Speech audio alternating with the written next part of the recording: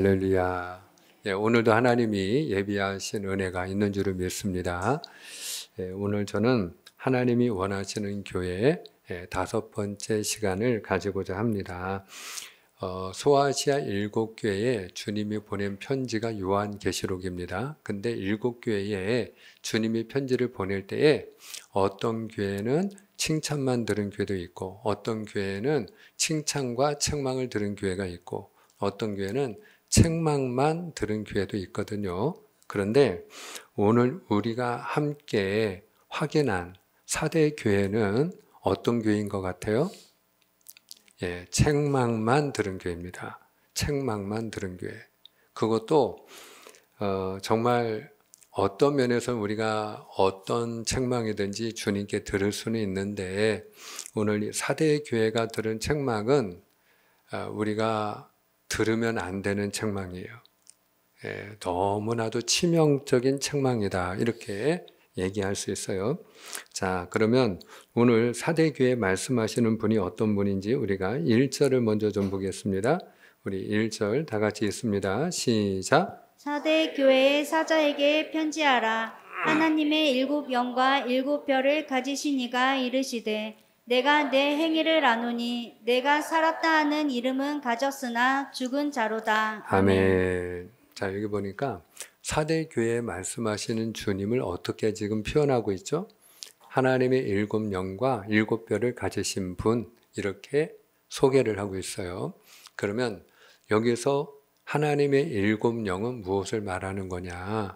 여러분, 7이라는 숫자는 하나님을 상징하는 숫자입니다. 동시에 완전수라고도 합니다. 여러분들이 요한계시록을 읽을 때 아마 어려움을 많이 느끼실 거예요. 근데 그 어려움을 느끼는 것 중에 하나가 요한계시록에 나오는 숫자들이 상징적인 숫자가 많아요.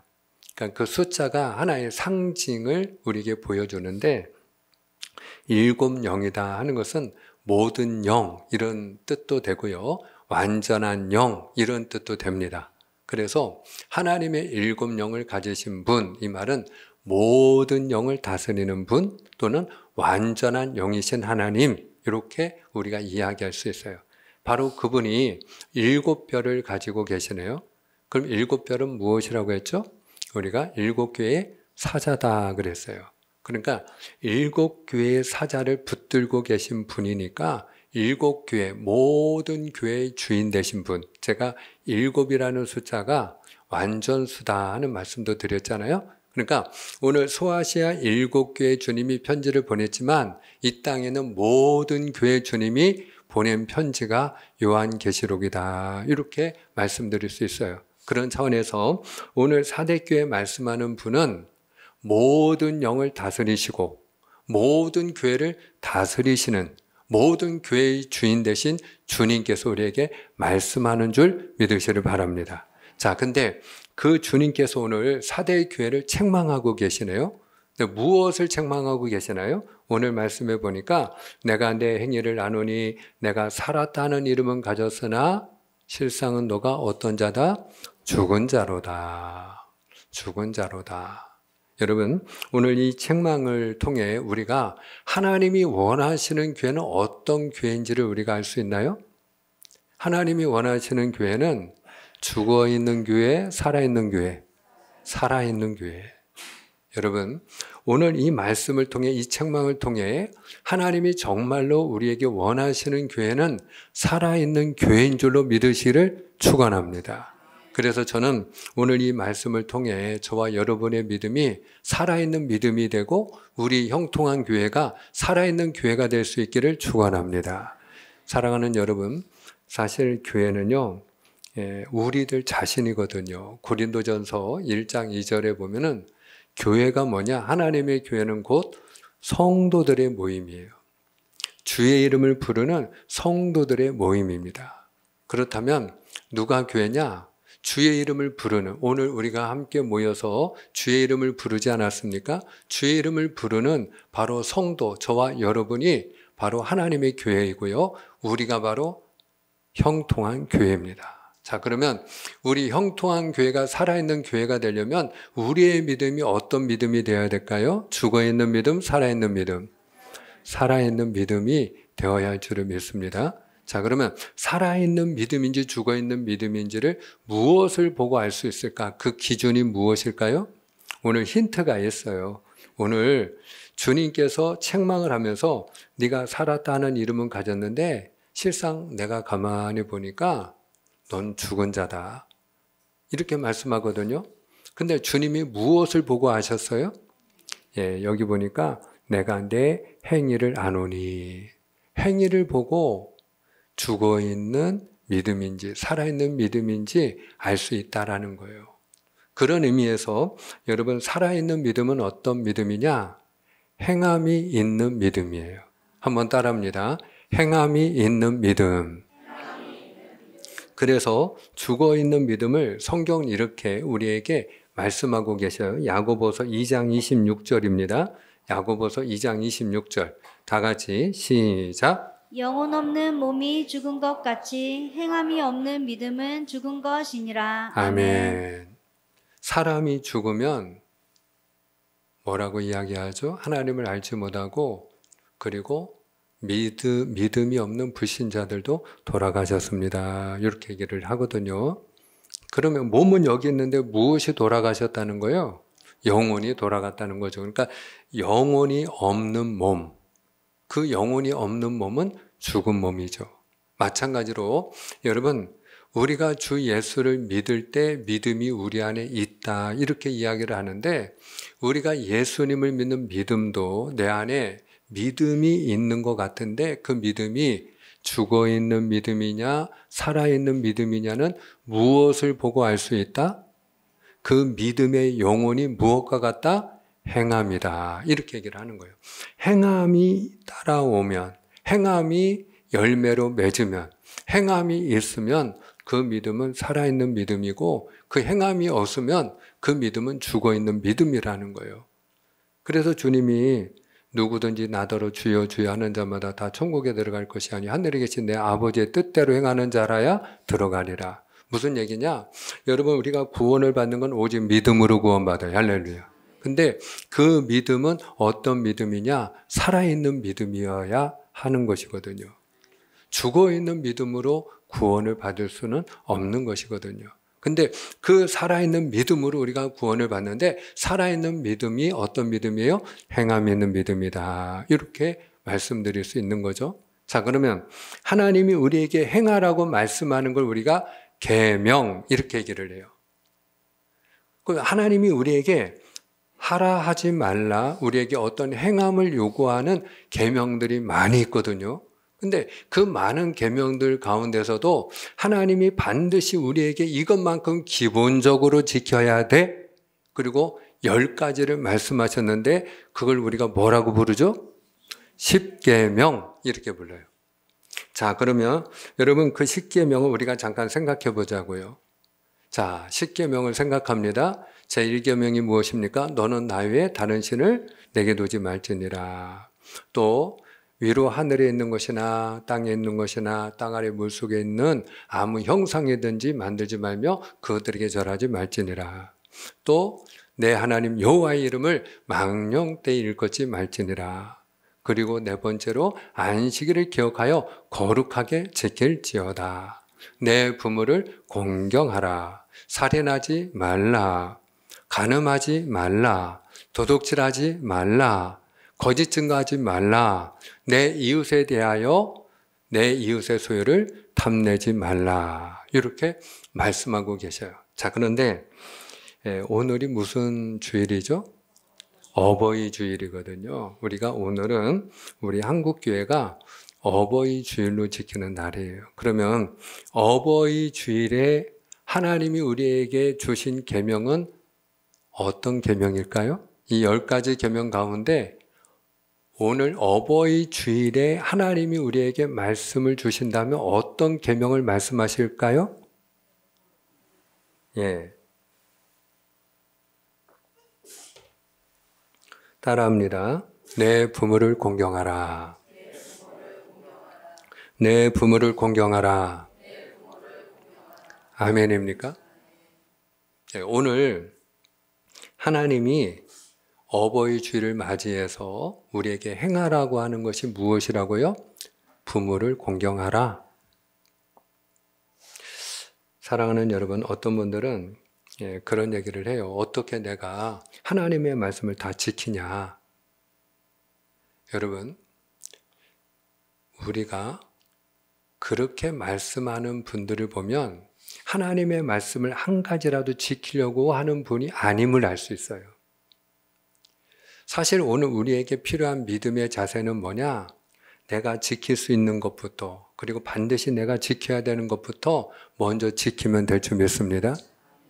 그런데 오늘 하나님이 어버이 주일을 맞이해서 우리에게 행하라, 지켜라 하시는 계명이 있는데 그게 뭐예요? 내 부모를 공경하라 하는 거예요. 내 부모를 공경하라. 사실 우리가 오늘 살아있는 믿음은 행함이 있는 믿음이라고 했잖아요. 근데 행함이 없는 믿음은 죽은 믿음이잖아요. 살아있는 것 같지만 죽은 자와 같다. 여러분, 오늘 사대교회가 사실은 식물인간과 같은 교회 아니겠습니까? 어떤 사람이 교통사고가 났어요. 그러면 우리가 깜짝 놀래가지고 아니 어떻게 됐느냐고, 아니 살기는 살았는데 죽은 거나 담배 없어. 그러고 얘기할 때가 있어요. 어떤 경우죠? 의식은 있는데 온몸이 마비가 돼서 일어나지 못할 때, 혼자서 먹지도 못하고 화장실도 못 가고, 눈은 껌뻑껌뻑 움직이고 의식은 있는데 아무것도 못하는 상태. 식물 인간과 같다 이렇게 얘기를 하죠. 식물처럼 못 움직이잖아요. 식물은 움직일 수 없잖아요. 그런 상태로 우리는 아이고 살긴 살았는데 죽은 거나 담배 없어 이렇게 우리가 이야기를 하죠. 여러분, 우리의 믿음이 바로 살아있는 믿음이 되려면 뭐가 따라와야 된다? 행함이 따라와야 된다. 근데 오늘 어버이 주일에 하나님이 우리에게 무엇을 말씀하신다? 내 부모를 공경하라.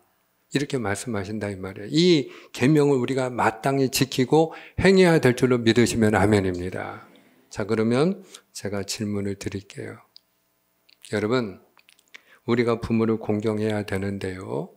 부모님이 늙고 병들면 어떻게 해야 될까요? 1번, 요양병원으로 모신다. 2번, 자식인 내가 모시고 돌본다. 몇 번입니까? 잘 대답을 못해요. 사랑하는 여러분, 지금 이 세대는 그럼 어떤가요?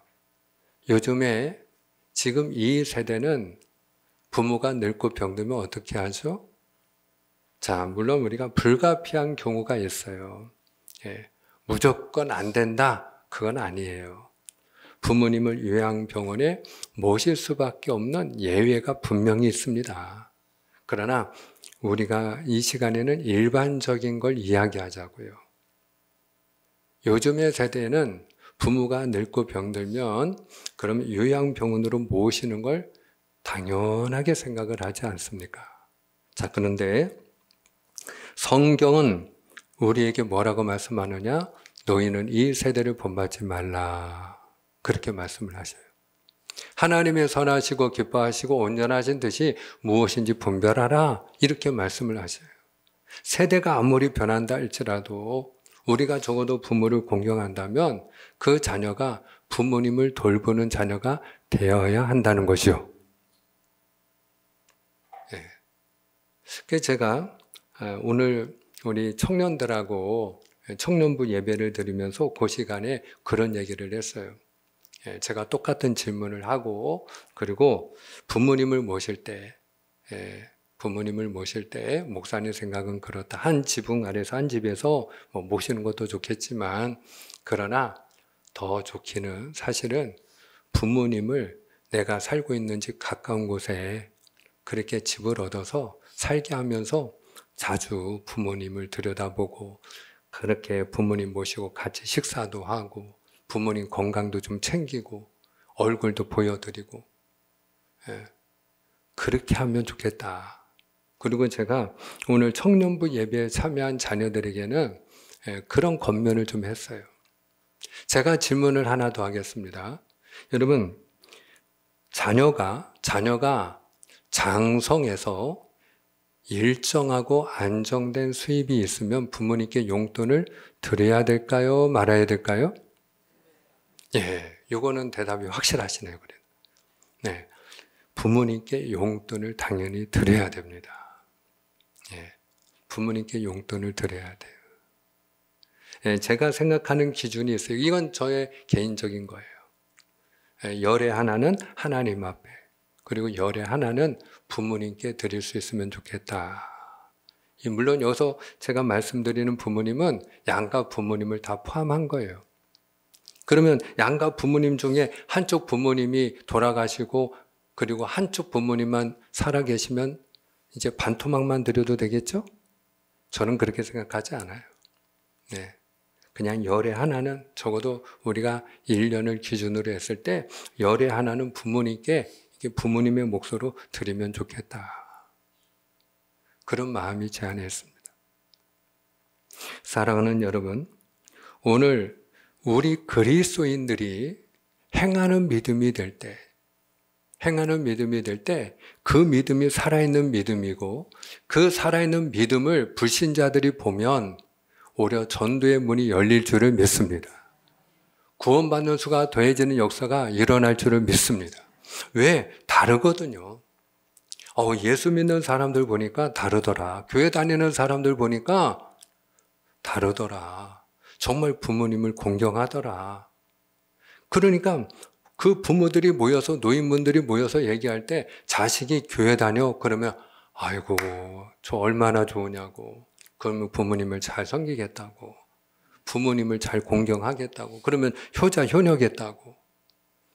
여러분, 우리가 행하는 믿음이 된다면, 오늘 어버이 주일에 오늘 우리 사랑하는 박 제사님이 너무 귀한 기도를 해주셨는데, 그 기도할 때 인용해 주신 말씀이 있어요.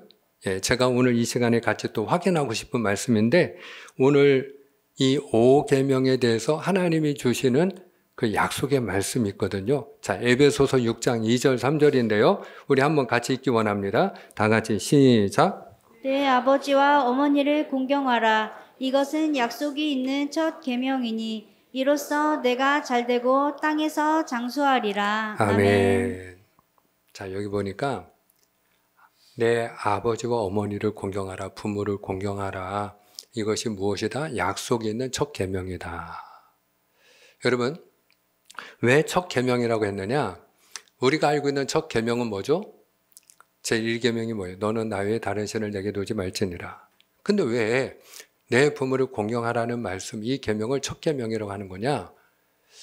하나님께서 시내산에서 모세에게 10계명을 줄 때 어디에다가 계명을 새겨서 주셨죠?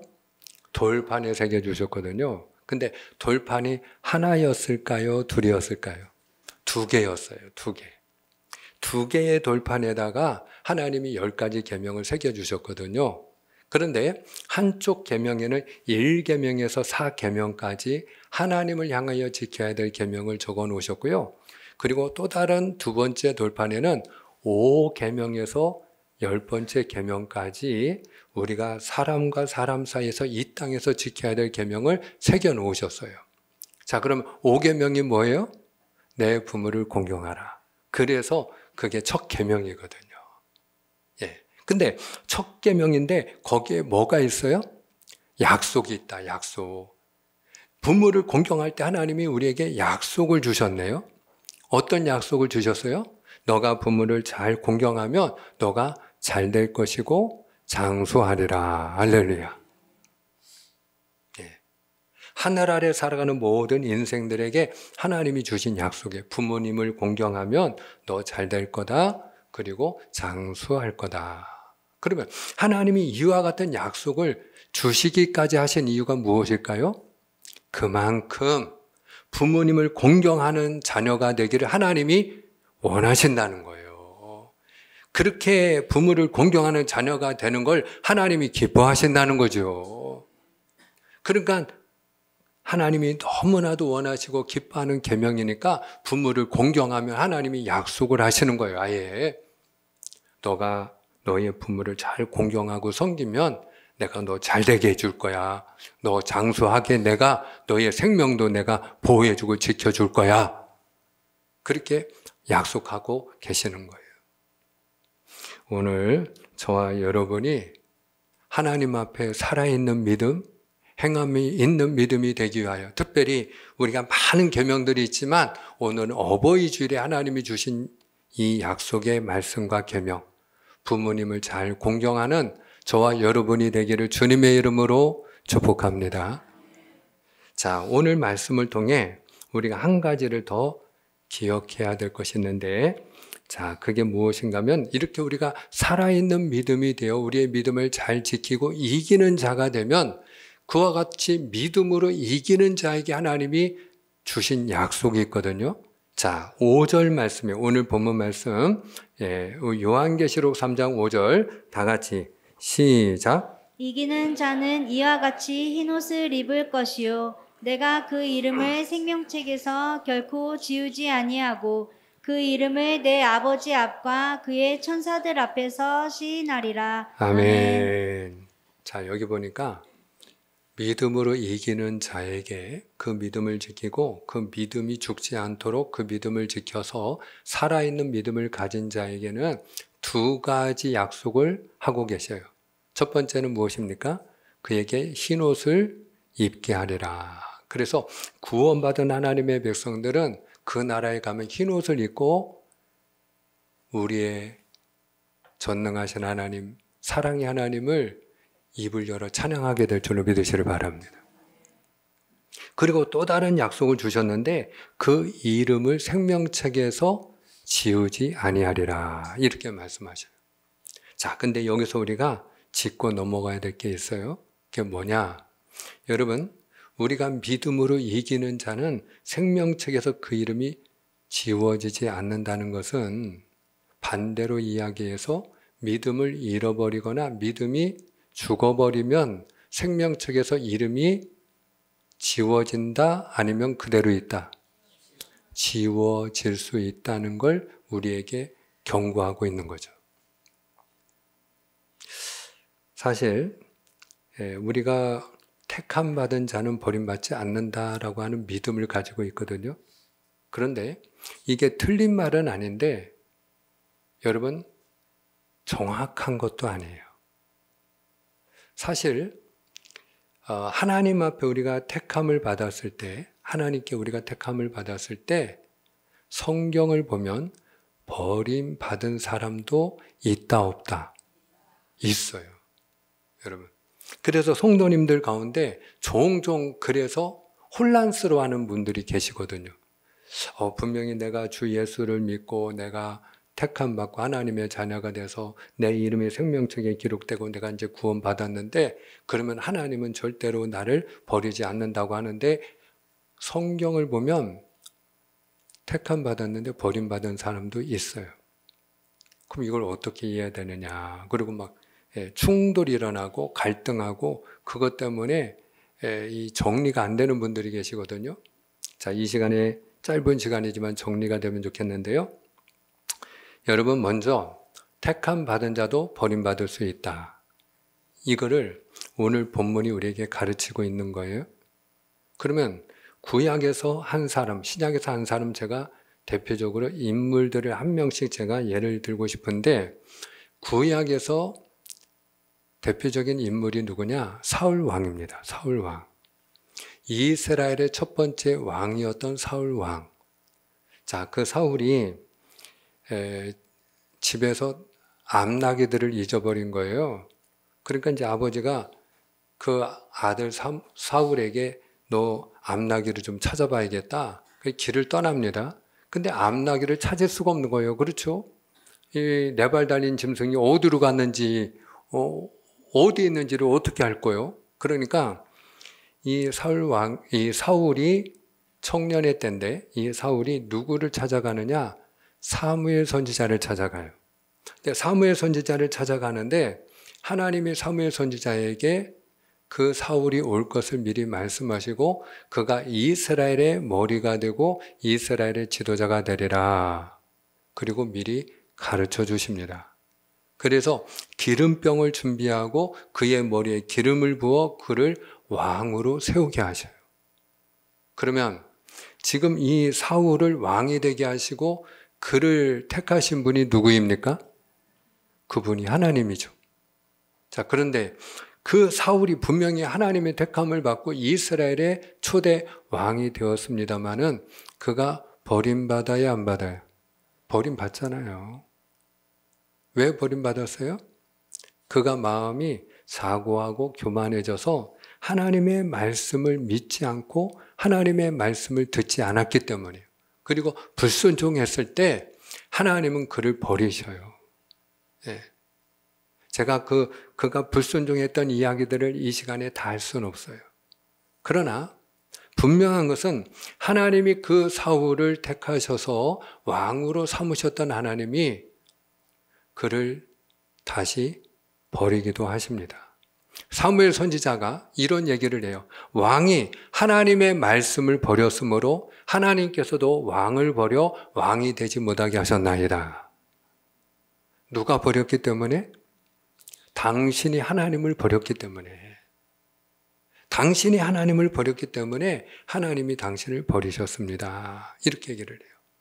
자, 우리가 신약에서도 주님의 택함을 받았는데 버림받은 대표적인 인물이 있죠. 누구일까요? 가룟 유다입니다. 가룟 유다. 우리가 택함 받은 자는 절대 버림받는 일이 없다라고 생각하는 분들은 가룟 유다를 보면 충돌이 일어날 거예요. 가룟 유다는 그러면 주님이 택한 게 아닌가? 택한 척만 하신 건가? 아니에요. 분명히 예수님은 가룟 유다를 택하셨어요. 다른 제자들과 마찬가지로 너는 나를 따라오너라.